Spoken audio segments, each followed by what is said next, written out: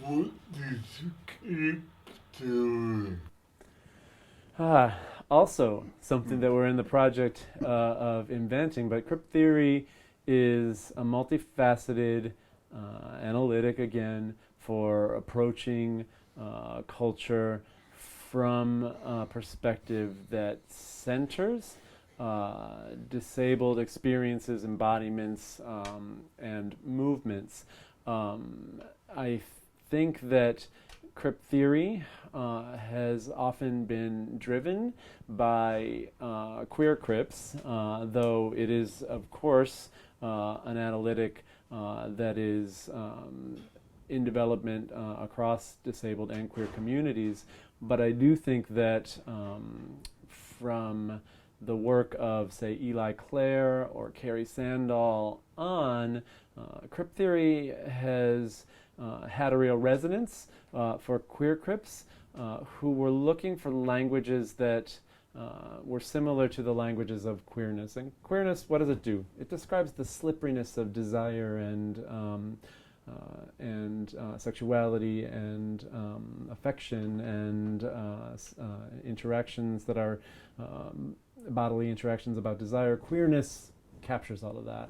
I think Crip theory ended up and has been something very appealing for queer Crips because it also talks about the slipperiness of embodiment and the inadequacy of that binary, able-bodied, disabled, for describing how we think and move and experience embodiment and behave and so forth. Um, so I think that there's a way in which Crip theory is to disability studies, what queer theory is to lesbian and gay studies. Both projects are sort of absolutely central and absolutely needed, but are doing slightly different work.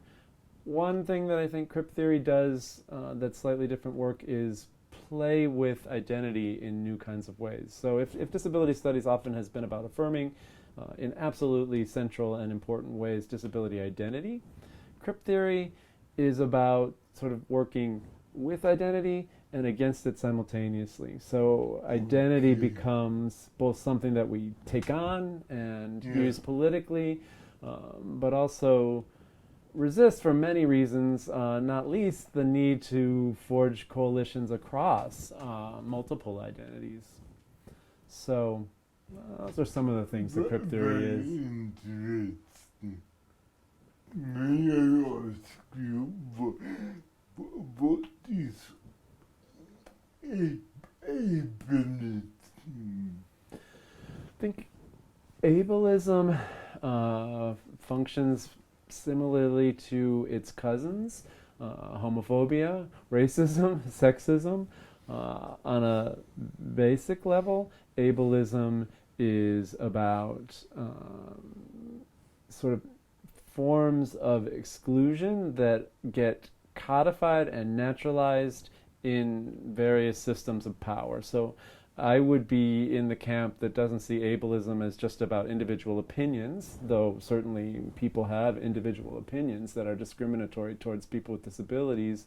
But I think most theorists of ableism, I'm thinking of someone like Fiona Kumari Campbell here, most theorists of ableism would see it as sort of built into the structures of our society. So basically the ways in which, obviously most literally, architecture functions, but also systems of education, media, our ways of speaking, all of those are sort of put in place for an able-bodied world, and often sort of naturalize able-bodiedness as though that were the sort of only way to be as a human being, which of course is not the case, nor is it even the case for the majority of bodies and minds. So we've sort of idealized as an ableist culture a mode of being that very few people can ever actually embody or inhabit.